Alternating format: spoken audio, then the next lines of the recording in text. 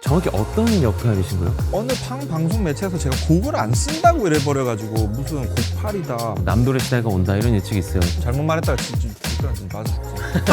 개인적으로 감사한 마음도 있어요. 돈을 많이 못 벌게 해주셔서. 방구석 리스너와 함께하는 음악산업 인터뷰 머니코드, 전 호스트를 맡은 팝 유튜버 우키팝입니다. 지난번 공개된 머니코드 1화 재밌게 보셨나요? 반응이 여러 의미에서 아주 뜨거웠는데요. 앞으로도 성장하는 머니코드 기대해 주시면 감사하겠습니다. 그럼 바로 오늘의 게스트 모셔볼게요. K-팝의 산 증인이자 걸어다니는 머니코드죠. 라이언전님 어서 오세요. 안녕하세요. 안녕하세요. 반갑습니다. 안녕하세요. 예. 홍 한번. 예. 우키팝. 라이언전. 안녕하세요. 반갑습니다. 반갑습니다. 예. 반갑습니다. 예. 잘 먹겠습니다. 예. 일단 출연해 주셔서 너무 감사드리고요. 영광입니다. 일단 저희 이 프로그램의 첫 순서예요. 리스펙을 담아서 직접 이제 바이닐을 골랐거든요. 그러니까요. 아실지 모르겠는데 여러분, 메트로 부민이란 프로듀서 아시죠? 힙합 그럼요, 프로듀서. 그럼요. 그분의 이제 제일 최근 앨범인 히어로즈 앤 빌런이라는 앨범이고, 메트로 부민이라고 하면 이제 트랩신의 전성기를 일군 분이잖아요. 이분이 히트곡을 만들어줬던 많은 래퍼들, 그분들이 이제 피처링으로 참여해갖고 네. 퓨처, 테니언 세비지 뭐 쟁쟁한 분들 참여하셨고, 그래서 라이언 전님께서도 앞으로도 이런 좀 큰 스케일의 어떤 프로듀스 앨범을 내주셨으면 하는 마음을 담아서 열심히 했습니다. 또 전문가분께서 또 이렇게 주시니까 너무 저도 뭐 조금 전에 그 우기팝님한테 또 선물 드렸는데 그거 잠깐 자랑해도 돼요? 네. 저도 선물 드렸거든요. 네. 저 라이언 전님께서 아까 이제 촬영 전에 잠깐 인사 나눴는데 선물 주셨거든요. 샤이니 메리 투 더 뮤직인데 이거 구하기 정말 어렵다고. 레어템입니다. 민호한테도 못 받았던 거거든요. 그럼요. 네. 그다음에 이제 최근 대망의 대망의 아이브. 중요한 건 사인이 다 돼 있다는 거. 그럼요. 익스클루시브. 예. 그 라이언 전님 사인도 들어가 있고 여기 투 우키팝님. 요거는 제가 굳이 썼어요. 왜냐면 이제 저도 개인적으로 그 우키팝님 채널도 구독하고 있고 이 채널도 열심히 보고 있는데 저도 뉴진스 팬이지만 우키팝님이 너무 그 뉴진스를 너무 사랑해 주셔서 오기가 생겨서 제가 오기가 생겨서 어떻게 구해서 우리 아이브 동생들한테 사인 받아서 직접 받아서 이거 다 중요한 분 드려야 되니까 선물로 줘야 되니까 사인 받아서 그 라이언 전님께 이제 원하는 걸 얻기 위해서는 무조건 어떤 도발을 하면 된다. 도발을 해야 된다. 승부욕으로 주신다. 그럼요. 놓고 오겠습니다. 본격적인 머니코드 인터뷰 시작해 보도록 하겠습니다. 네네네. 일단 라이언 전님께서 쌓아오신 이제 화려한 커리어를 얘기하려면 역시나 음악을 시작했던 그 시절에 대한 얘기를 빼놓을 수 없을 것 같아요. 일단 제가 찾아보니까 15살에 미국에 이민을 가신 걸로 알고 있고, 네네. 근데 그게 궁금해요. 어떤 유년 시절을 보내셨는지와 어떻게 해서 음악에 빠졌는지. 일단 음악 시작은 저도 이제 4살 때부터 음악을 했고 4살 때요? 예. 피아노를 건반을 제일 처음 잡은 게 이제 4살 때 학원을 보내서 네. 너무 좋아했고 그러니까 음. 아버지가 일본에서 신디사이저를 하나 사주셨는데 네. 그 야마하 옛날에는 네. 이렇게 샘플도 할 수 있고 샘플링을 네. 할 수 있었거든요. 그걸로 이미 작곡을 하고 있었으니까 이제 뭐 이게 말이야 멋있는데 네. 그거 가지고 이렇게 노래 만들어서 이제 막 카세트 테이프에 마이크 늘어놓고 이렇게 녹음하고 그랬어요. 그 미국에 이제 힙합하는 친구들 보면 옛날에 막 키보드 가지고 이렇게 만들 때 네. 저도 그렇게 하고 있었다. 그러다 이제 우리 아버지가 이제 빌런 놀이를 많이 하셨죠. 못하게 하고 건반도 뺏어가고. 경상도 부모님들 아시잖아요. 좀 보수파시잖아요. 그래서 뭐 군인이 됐으면 좋겠다, 뭐 경찰이 됐으면 좋겠다. 그렇게 저는 유년 시절을 지났고 네. 그리고 나서 이제 중학교 끝나고 고등학교 하다가 미국으로 이민을 갔죠. 그러면은 그때 제일 좀 영향을 크게 준 음악이 뭐예요? 이제 한국에서는 이렇게 이야기가 무슨 제 무용담하는 것 같은데 그 시간입니다. 그런 건가요? 그런 건가요? 네. 그런 거군요. 네. 네. 한국에서는 이제 저도 이제 서태지와 아이들 기억하시는 분들 있을지 모르겠는데 뭐 EOS 막 이런 뭐 조용필 선생님. 근데 엄마가 또 거기서 한 수 거들으셨던 게 이제 아바도 맨날 아침에 틀어주셨고. 네. 이제 그러면서 이제 막 이게 무슨 가스라이팅 당하듯이 음악에 이제 가스라이팅 막 당하기 시작한 거예요. 융단 폭격. 네. 예. 그리고 나서 미국을 갔더니 이제 신세계가 또 열려버렸죠. 자, 이제 그러면 이제 우키팝님도 아시다시피 네. 이제 힙합 좋아하다가 조금 매운맛 듣다가 헤비메탈까지 갔거든요. 네. 꼭 다 표현할 때 헤비메탈까지 갔다라고 생각해요. 메탈까지 가요. 저도 왜 갔는지 모르겠어요. 국룰인 것 같아요. 메탈까지 갔는데 그러다가 음악을 해야 되겠다 그러다가 나한테 딱 전기 충격을 준 게 프라디지였었어요. 1집이었어요. Smack My 이거 욕해도 되나요 여기? 영국 프로디지? 영국 프로디지. 스마 비치업. 그 예, 앨범의 개가 이렇게 있는. 곡에 제가 이제 음악을 해야 되겠다. 네. 이거는 해야 된다. 그게 거기서부터 제가 이제 맛이 가기 시작을 하는 거예요. 난 이제 음악 써야 되겠어. 나 음악 프로듀서 할래. 음악 작곡을 할래. 그걸 준 거군요, 자극을. 네. 그러면은 25살에 미국에서 클럽 DJ 하셨다고도 네. 이제 봤는데 네네. 이건 어떻게 하다 연결된 거예요? 어린 나이에 일은 해야 되고. 네. 그러니까 가출을 했죠. 대학교를 안 보내주는 그 순간부터 전 집을 나와버렸어요. 아, 그 대학을 안 가신 거예요? 못 그러면? 갔어요. 아. 네. 근데 이제 갈증을 해소를 못 하니까 네. 뭐 좀 자료 찾아보면 아시다시피 이제 사돈이랑 치킨 이렇게 사업도 같이 하는데 우연찮게 지금 제 사업 파트너랑 집에 이제 턴테이블을 가지고 있었던 거예요. DJ. 네. 그 물을 이렇게 만진 거예요, 제가. 어. 너무 재미난 거예요. 또 이제 그것도 미쳐서 발광을 하는 거예요. 또 매일 오는 거예요, 집에. 귀찮을 정도로 와가지고 네. 대충 감으로도 BPM도 알겠고 음악 그 데이터가 내 머릿속에 다 있는데 네. 못 틀 거 뭐 있냐라는 네. 거지. 그래서 바로 나갔어요. 클럽에서 바로 DJ 할 수 있게. 그럼 바로 받아줘요, 클럽에서? 아, 그것도 이제 인맥 이제 쓰는 거죠. 또. 좀 세션 할 수 있게 오픈해달라. 해달라. 보시면 이제 뭐 DJ 하면서 네. 이렇게 같이 양념 치고 하잖아요. 네. 근데 거기서부터 이제 또 한 단계 또 업그레이드 되는 거예요. 왜냐면 작곡을 하는 거에 비스무리하게 이렇게 조금 야매로 작곡을 할 수 있어요. 장비가 있으면 매시업으로 할 수 있잖아요. 매시업. 근데 사실 그 매시업이라는 게 힙합 제일 처음에 나왔던 거나 다름없잖아요. 대충 이해하시죠? 그냥 네. 샘플이잖아요. 브레이크 매시업에 걸어놓고. 섞는다는 거 아니에요? 그렇죠. 네. 매시업을 하는데 그러다가 그것도 이제 스트레스 받고 고갈이 안 되니까 어떤 아티스트의 음악에다가 8바나 네. 16바를 네. 내가 먼저 만들어 놓는 거예요. 내가 틀기 쉽게. 네. 그러니까 왜냐면 이제 보통 DJ들은 힙합 DJ는 컷을 하잖아요. 네. 그러니까 힙합을 뭐 팝 같은 거를 이렇게 크로스오버로 저는 만들었었거든요. 그러니까 따다다다 딱 끝나고 다른 곡을 가는 게 아니라 자연스럽게 이렇게 EDM처럼 네. 힙합이 쫙 8마디가 쫙 들어가면서 다음 곡이 딱 들어갈 수 있게 이런 식으로 자연스럽게 EDM 비스무리하게. 마치 한 곡을 듣듯이. 네. 근데 거기서 또 이제 사람이 욕심이 끝이 없으니 잠깐만 그러면 이렇게 해서 내가 음악을 만들면 어떨까 이제 됐어. 그러면 나 이제 내 음악 한번 만들어 볼래. 요렇게 시작을 해서 이제 음악을 시작을 한 거예요. 그러면 DJ로 활동하셨던 시기가 굉장히 중요했던 거네요. 작곡가로서 어쨌든 가는 길목에서 네. 그게 제가 과도기였어요. 그게 과도기. 그럼 그때 이제 곡을 막 만드시고 그거를 이제 미국 음반사에 이제 하신 거잖아요. 네네. 그때 좀 이렇게 부침이 있었나요? 아 진짜 정말 최악이었어요. 아, 최악이었어요? 동양인이 와서 네. 내가 만든 음악 들어달라. 네. 그 시간이 딱 2007년, 2008년. 그러면 이제 뭐 우키팝님이 잘 아시는 유니버셜, 네. 소니, 네. 아틀랜틱 다 뭐 연락해보고 전화해보고 뭐 지금 생각하면 창피한데 여기서 처음 말하는데 뭐 DJ 타임레스였었거든요. 네 명이 DJ 타임레스. 뭐 그래가지고 줬는데 뭐 듣지도 않죠. 10회사면은 10회사 다 빠꾸를 맞았죠.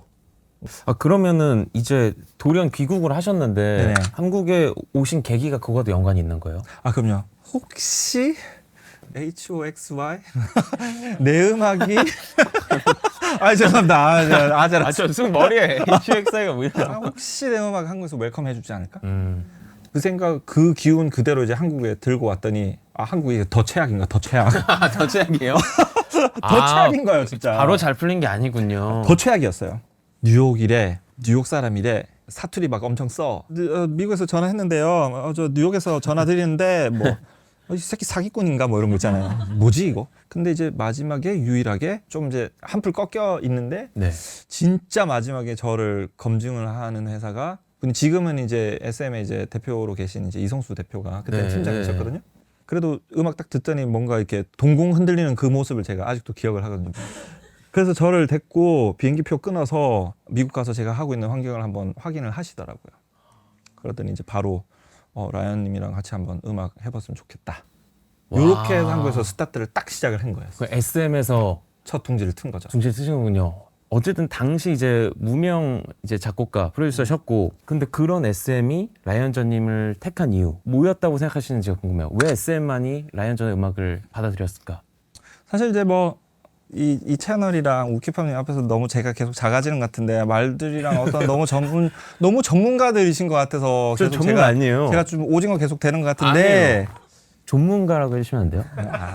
존으로 해서 전을 약간 아니요. 그러니까 객관적인 입장에서 항상 다각도에서 객관적인 입장을 항상 보는 거예요. 네. 곡을 하나를 써도. 그러니까 우리가 내 생각을 넣었는데 과연 대중들이 어떻게 이걸 받아들일까? 근데 그런 진심을 담아서 정말 사랑스러운 음악을 정말 진심을 다해서 신시어한 음악을 던졌을 때 근데 그런 진심을 알아주시는 것 같아요. 지금도 마찬가지로. 일단 전 되게 중요한 포인트 중 하나가 얘기하신 거에서 딱 느낀 게 그게 또 케이팝 핵심이라고 생각하거든요. 네.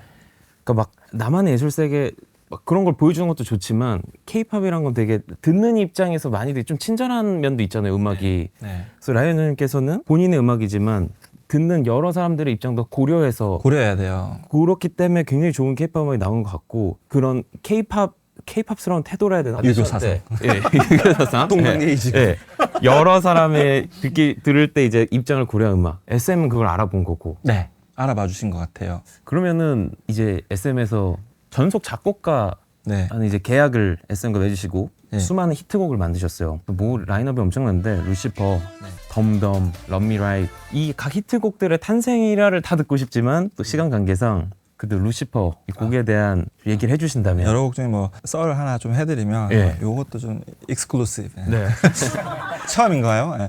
전속 작곡가는 아니었고요. 그때 저의 열악한 상황과 정말 밥 한 끼 제대로 못 먹는 그 상황을 SM에서 아시니까 저에게 서포트를 해주신 거예요. 그래서 전속 작곡가는 아니에요. 그러니까 그래도 우리에게 먼저 들을 수 있는 우선권을 달라. 우리와만 음악 작업을 해야 된다 이런 것도 아니고 네. 그래서 이제 다시 약간 이제 썰을 하나 드리면은 예. 루시퍼 같은 경우도 지금 생각해도 뭐 음악 쓰면은 뭐 다른 사람이 좀 특이하게 쓴다라고 하는데 이제 코드웍에 있어서도 이제 나를 못했다는 다른 사람 이제 이렇게 일자로 가잖아요. 네. 베이스는 근데 움직이거든요. 퓨전 요리 하신 분들 보면 막 이렇게 막 바꾸잖아요. 네. 아까 그러니까 우리도 막 이렇게 바꾸고 싶은 거라서 네. 아담이라는 친구랑 저랑 막 트랙 쓰는데 막 this before 뭐 이런 식으로 해서 막 이래 된 거죠. 막 이래. 야, that's it 막 이러면서 이제 1분 30초였어요 데모가. 네. 근데 이제 쌤 딱 들었는데 난리가 난 거죠. 난리가. 지라야 드디어 나왔어 이러면서. 그러면서 유영진 이사님께서 뒤에서 막 이렇게 만들어 주시고 막 탁 해가지고 이제 탁 파이널 딱 나왔죠. 그렇게 나온 곡이었었어요. 아 진짜 고생했던 곡이고 진짜.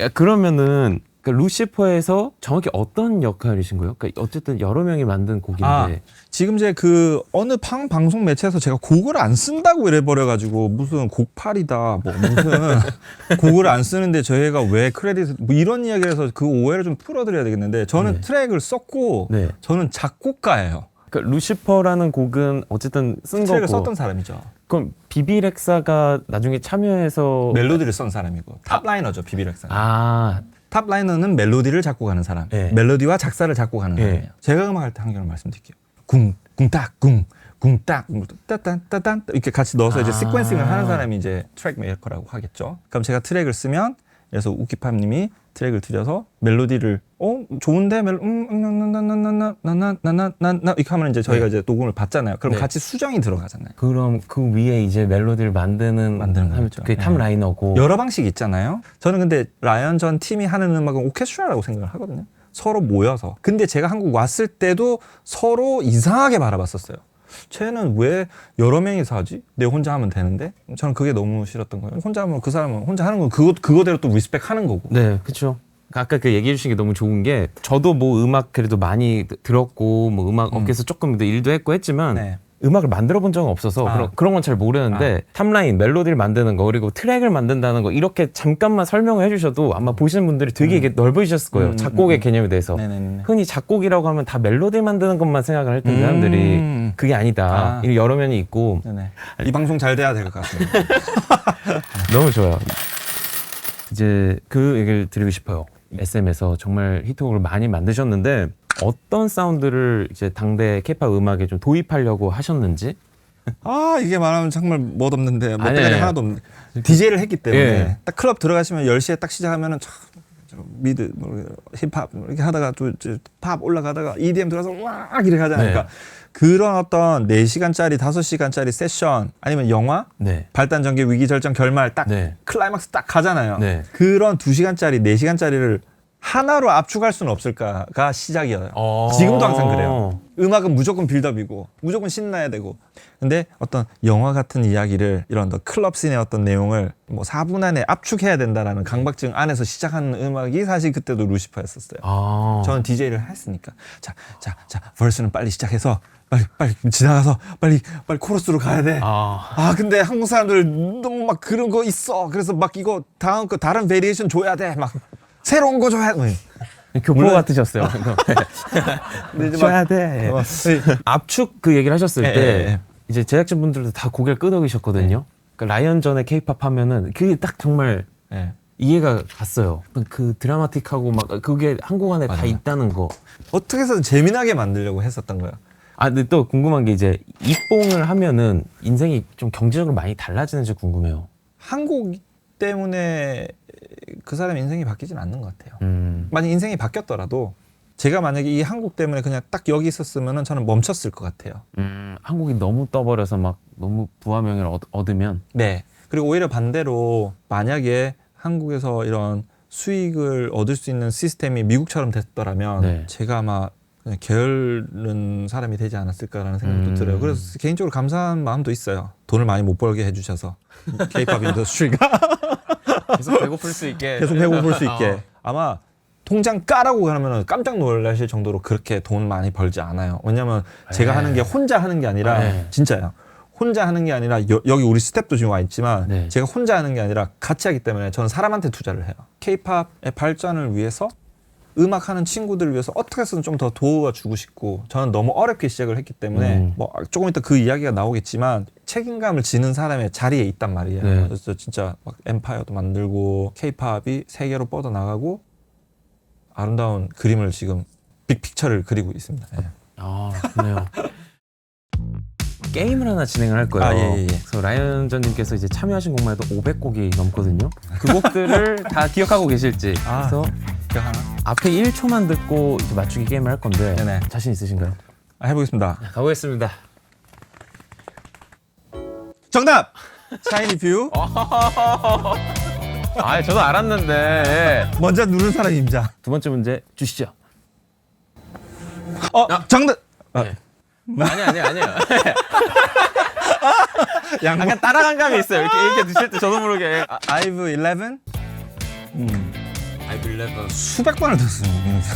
세 번째 문제 주시죠.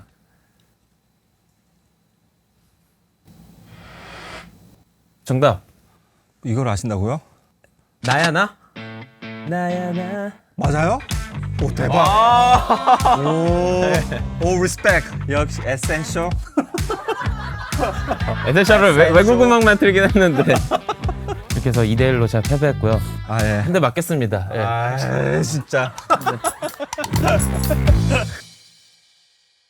지금부터는 비교적 최근 이야기를 한번 해볼까요? 네네. 그래서 K-팝이 본격적으로 글로벌로 나아간 2010년대 후반에 한번 초점을 맞춰볼까 하는데 네. 이제 라이언전님께서 활동을 쭉 해오시는 그 성장하시는 과정에서 K-팝도 성장을 했고 네네. 근데 그거를 딱 느끼셨던 결정적인 모먼트가 있어요?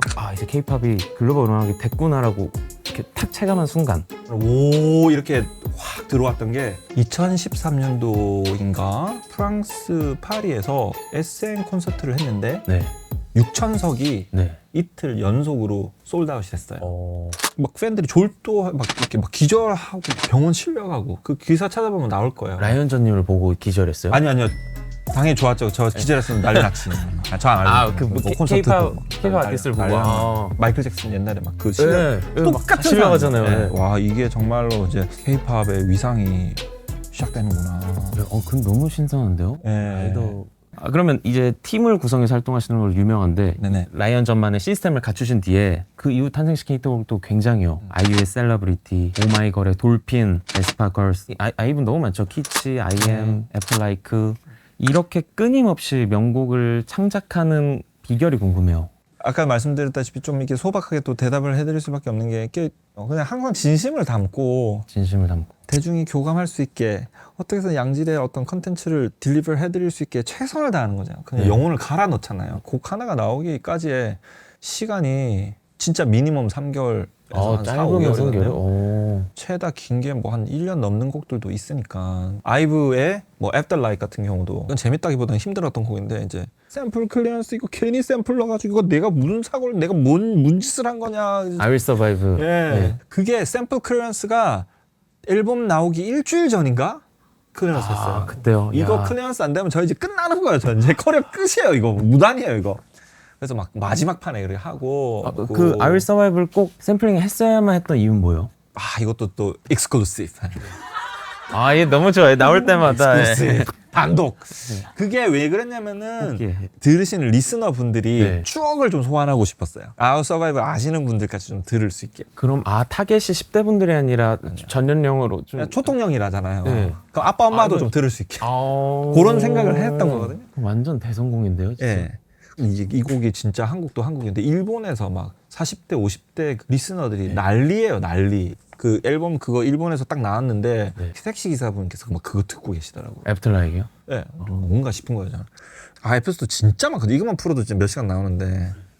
끝나고 뭐 있으세요? 혹시? 메모리 카드 충분하신데. 그리고 요거는 이제 오늘 가장 궁금했던 질문인데 네네. 걸그룹, 보이그룹 양쪽에서 다 성공을 하셨잖아요. 걸그룹과 보이그룹의 곡을 만들 때 이렇게 좀 차이가 있는지 뭐 작곡이나 프로젝트 방식에서 접근 방식이랄까? 차이는 없는 것 같아요. 네, 남자 그룹 만들 때도 그쪽에 이제 어떤 팬덤, 네, 뭐 여자 그룹도 그 팬덤도 한번 보고 한번 느껴보는 거야. 내가 만약에 이 팬덤이었다면 이 덕지를 했으면 네. 어땠을까? 이 친구들 니즈를 뭐를 좋아하나 보고 네. 이름도 한번 외워보고 네. 노래 키도 한번 찾아보고 뭐 남자 멤버분들도 다 보세요? 그럼요. 봐야죠. 한 번도 안 봤으면 봐야 될 거 아닙니까? 남의 몰래 갑자기 사투리에. 그래서 이제 뭐 팬 사인회 뭐 이런 거 있으면 슬그머니 한번 가가지고 뭐 애들 이렇게 한번 보기도 팬사인회도 하고, 가시고. 예, 뭐 작업을 할 때 한번 이렇게 앉아서 한번 이야기도 해보고. 그러니까 물론 이제 회사에서 A라는 곡을 선택을 해서 이제 녹음을 해보는데도 네. 그 이야기를 굳이 한번 해보는 거예요. 그 친구들 무슨 생각을 하고 있는지. 요것도 궁금한데 네. 어떤 곡을 발표하고 난 다음에 피드백을 받잖아요. 뭐 네네. 평단이나 팬분들한테나 그걸 네. 받는데 그 반응이 라이언저님이 기대하신 거에 못 미친다. 그럴 때 그거를 다음 앨범에 바로 반영해서 그 피드백을 대로 수정을 하시는지 아니면 그냥 마이웨이에 가시는지. 아니요, 썸마이웨이는 하지 않고요. 네. 아까 말씀드렸잖아요. 네. INFJ에다가 소심해서 팔랑귀라 가지고 좀 보완을 해보려고 합니다. 개념 없는 친구들 말고 그런 관심종자들 말고 정말 음악을 냉정하게 평하는 분들이 있어요. 네. 오기팝인가? 뭐. 오기팝 나타났나? 네. 그러면 이제 그런 부분들을 정말 듣고 생각을 해보게 됩니다. 그리고 그런 제가 K-pop 관련된 글을 봤는데 네. 4세대 여돌 네. 시대가 지나고 네. 이제 뭐 남돌의 시대가 온다 이런 예측이 있어요. 실제 지금 보이넥스트도어, 라이즈 이런 팀들이 네. 굉장히 인기가 많아지고 있고 네네. 이런 예측도 동의하시나요? 남돌의 시대가 이제 올 거다. 그러니까 K-팝만 지금 우리 이야기를 하고 있는데 이제 네. 계약이랑도 좀 관련이 있다라고 저는 생각을 하거든요. 여자 아이돌이 계약을 해서 그러니까 7년 계약? 네, 메인스트림 아티스트들이 계약을 해서 어느 정도 이게 끝이 나고 또 다음 이렇게 가고. 네. 그러니까 음악도 한번 장르가 돌면 또 돌아가고 이제 그런 서큘레이션, 그러니까 대충 이제 역산을 해보는 거예요. 저도 히스토리 이렇게 찾아보면 이런 주기로 뭐 이때는 뭐 걸그룹이 유행이고 이때는 보이그룹이 유행이고 네. 이런 주기를 맞추는. 네, 그러면 얼추 남자 아이돌이 이제 2015년도부터 다시 좀 활기를 피고 그리고 지금 여자 아이돌이 지금 막 이렇게 팀 피고 이제 남자 아이돌 비켜 이러고 네. 있는데 이제 아마 남자 아이돌 다시 한번 오지 않을까 어. 생각하고 또 그걸 거꾸로 돌려보면은 대충 얼추 맞더라고요. 장르도 비슷하고 지금으로부터 8년 전엔 또 남자 남자아이돌이 또 인기였었고. 네, BTS도 그때부터 확 테이크오프 했거든요. 맞아요. 17년 그때 제가 아메리칸 계산이 저저- 맞을 거예요. 예. 그 또 전에 또 보면은 여자 아이돌 그룹이었어요. 뭐 소녀시대, 21. 네. 그러니까 그거를 역산을 해보는 재미도 있어서 한번 어. 생각나시면 한번 해보세요. 예.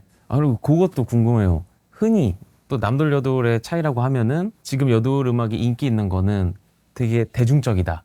그 남돌 음악이 물론 뭐 앨범 판매나 이런 건 엄청나지만 네. 남돌 음악은 좀 매니악하다는 인식이 있잖아요. 네. 그 동의하시는지 아니면 그 전략적으로 그렇게 가는 건지 좀 그런 게 궁금해요. 그래도 이제 뭐 동의를 아니요, 그러니까 동의한다는 보다는 네. 참 말하기 애매하네요. 그 부분은. 근데 좀 조심스러운. 조금 그렇죠. 왜냐면 잘못 말했다가 덕들한테 맞아 죽지.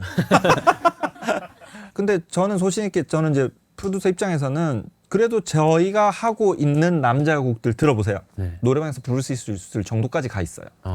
뭐 러미라이트도 그랬고 네. 영웅도 그랬잖아요. 네. 다 따라 부를 수 있게 해놨어요. 네. 근데 이제 너무 좀 팬덤 매니아층만 이렇게 가면은 조금 마니아층으로 가는 거 좀 사실 원하지는 않아요. 저는. 2025년이 너무 기대되네요. 아 기대하셔도 돼요, 진짜. 네. 저도 기대하고 있어요. 다른 기대하시면 될 것 같습니다. 1년 2개월 남았고요. 아니면은 제가 한번 방송하겠습니다. 자, 그러면 두 번째 챕터 마무리로 네네. 뉴질만 한번 가보겠습니다. 라이언저님께서 이제 많은 명곡들을 만드셨어요. 네. K-pop 르네상스를 불렸던 이제 한창 SM에서 활동하실 때 했던 곡들, 그 지금 다세대 아이돌분들의 곡들 정말 많은데 네. 그 중에서 꼽으시는 나의 최애곡 라이언저님만의 머니코드 최애곡 하나만 뽑아야 돼요? 하나만. 하나만요? 네. 하나로 그쵸. 하나로야 또 이게 예, 감질맛이 나니까. 아, 그런가? 아, 여러 개 써왔거든요. 전 세계 K-pop 팬분들이 지금 지켜보고 있는데요. 이거 참, 이거 네. 뭐. 수억 명의 네. 정말 글로벌 팬분들과 진짜 그 중에서 그래도 하나 뽑아라. 네. 그래도 뭐, 제가 여기 있기까지 만드는 곡이 아닐까 싶으네요. 이효리 7272뱅뱅. 그 막 힘들 때 했던 또 빛 같은 곡이기도 하고 또 출세곡이고 그럼요. 지금까지 이효리님이 또 무대에서 하시는 곡이고 그럼요. 많은 K-pop 팬분들이 인정하실 것 같습니다. 현명한 대답이었습니다.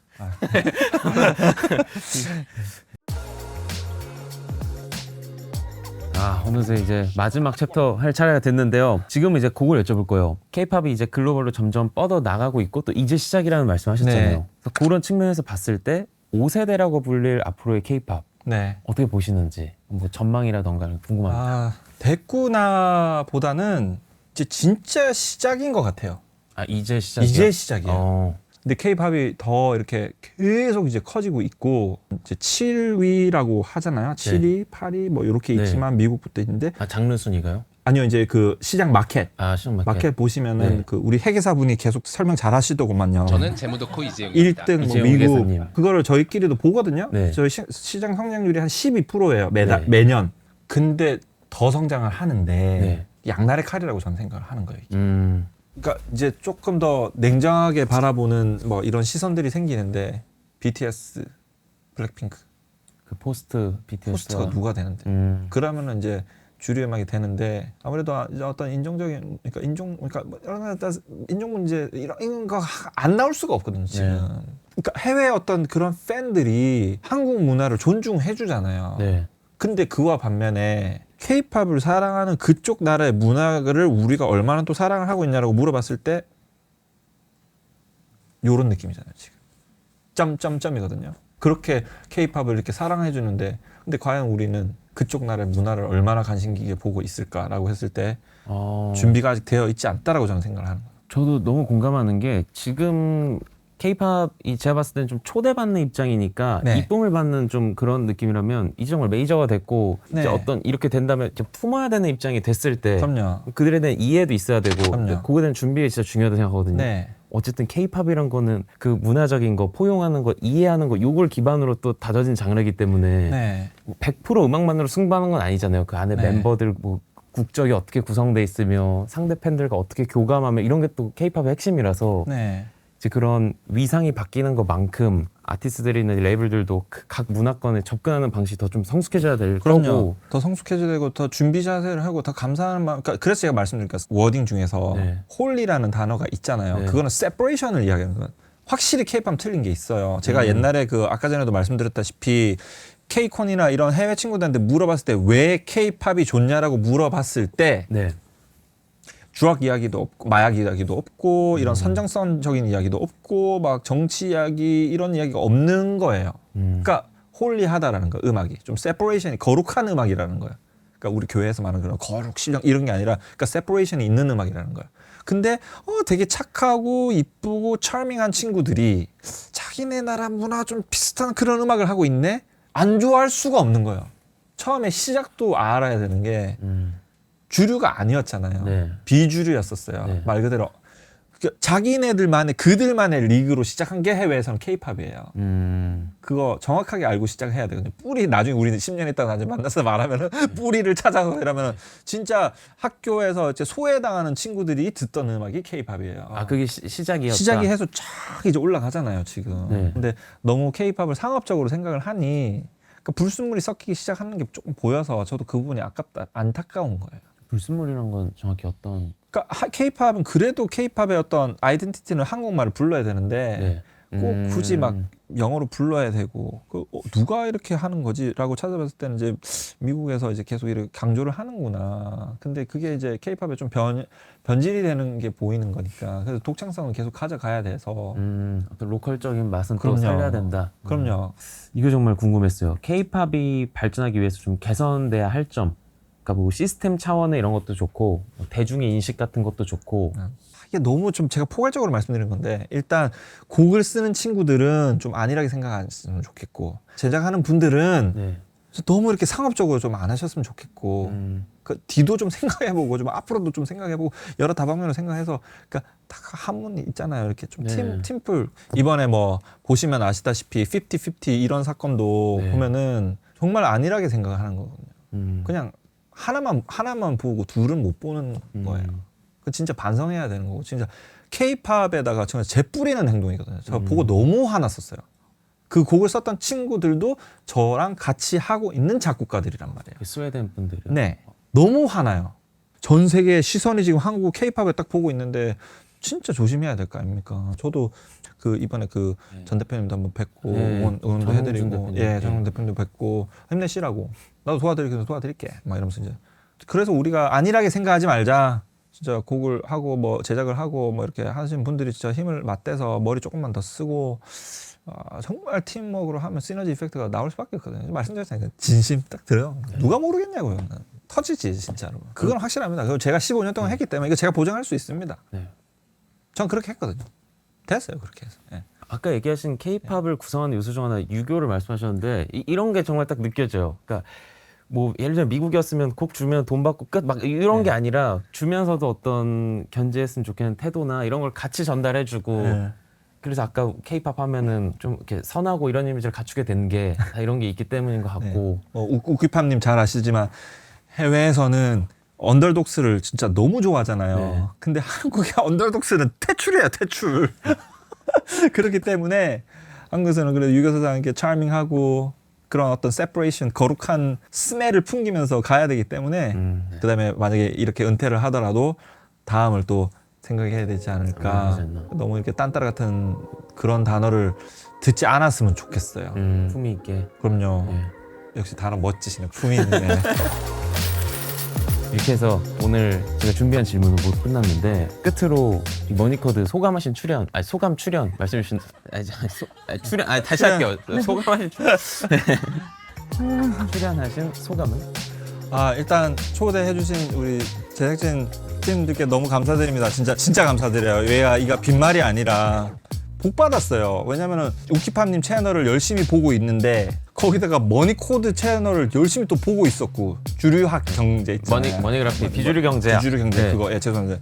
그 회계 그 하신 분 그분 뭐 배용님. 예, 그분 네. 막 말씀 잘하시고 막 우키팜님 막 뉴진스 막 엄청 좋아 막 이렇게 와 이런 분들이 와 대박이다. 앞으로 또 뭐 기회가 된다면 또 뭐 또 썰 풀어드릴 거 있으면 제가 썰은 진짜 보따리 진짜 많거든요.